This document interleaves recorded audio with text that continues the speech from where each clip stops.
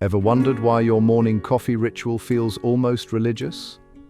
Well, you're not far off. Centuries ago, sleepy monks accidentally kick-started a caffeinated revolution that changed the world. Grab your favorite mug. This story's a wild ride.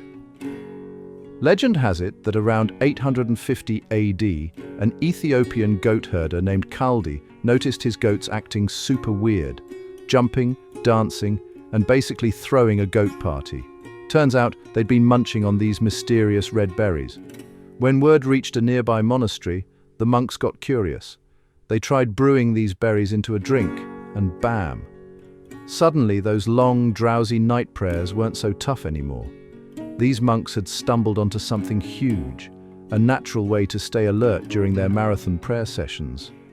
The news spread faster than you can say double espresso, and soon monasteries across Ethiopia were buzzing with this magical new brew. Let's zip over to Yemen, where coffee really hit its stride. Monks there took one sip and thought, this is it, our secret weapon against those 3 a.m. prayer slumps. They started brewing what they called kawa, basically the great-great-grandpa of your morning brew. These guys would sit in circles, passing around steaming cups while chanting prayers. Think of it as the world's first coffee house meets spiritual retreat.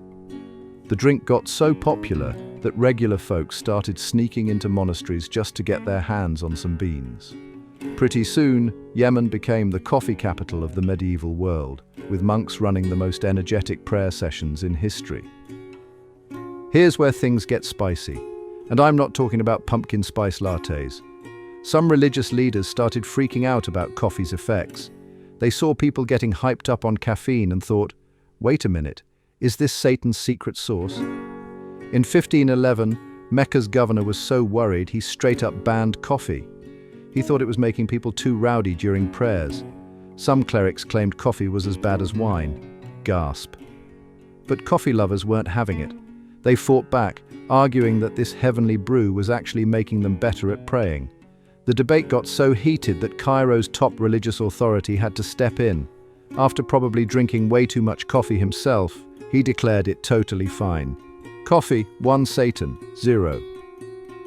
When coffee finally hit Europe, it was like throwing gasoline on a spiritual fire.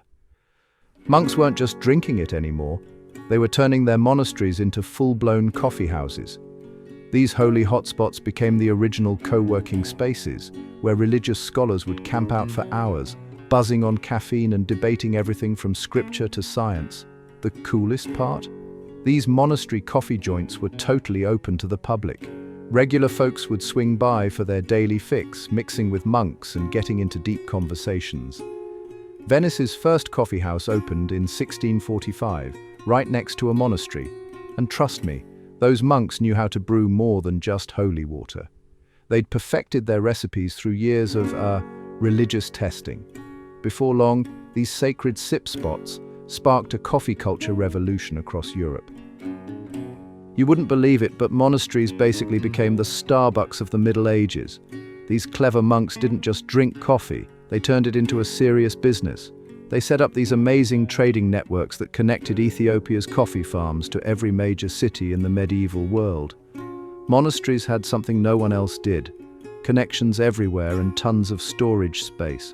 Plus, monks were already experts at growing and preserving herbs, so handling coffee beans, piece of cake.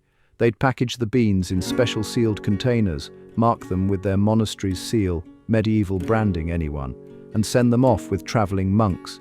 It was like Amazon Prime, but with robes and sandals. The monks didn't just throw some beans in hot water and call it a day. They turned coffee making into an art form. They developed this super detailed ritual that would make modern baristas jealous. First, they'd roast the beans in these special clay pots while chanting prayers. They believed the spiritual vibes made the coffee taste better. Then came the grinding, always by hand, always clockwise. Going counterclockwise was supposedly bad luck.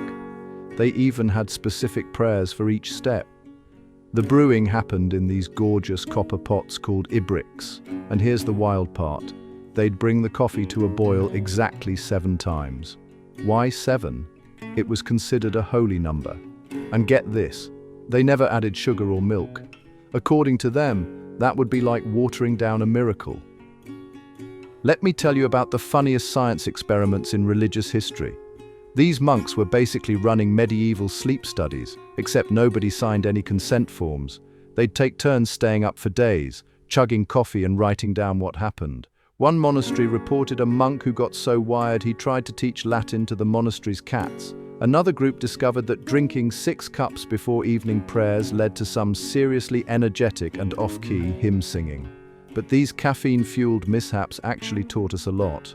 The monks kept detailed records about how coffee affected their focus, mood, and sleep patterns. They figured out the perfect brewing times and exactly how much coffee they needed to stay alert without bouncing off the monastery walls. Here's something wild. Those prayer-loving monks turned into the world's first coffee moguls. By the 1400s, monasteries weren't just places of worship, they were running full-blown coffee empires. These savvy monks created special coffee funds to buy prime beans from Ethiopia and Yemen. They hired local farmers to grow coffee on monastery lands, paying them with, you guessed it, coffee beans. The monks even set up these genius subscription services where wealthy patrons could get premium coffee delivered monthly in exchange for donations. Talk about holy entrepreneurship. Some monasteries got so rich from coffee trading that they built entire new wings just for storing and processing beans. They were basically running medieval Starbucks franchises complete with their own branded pottery cups.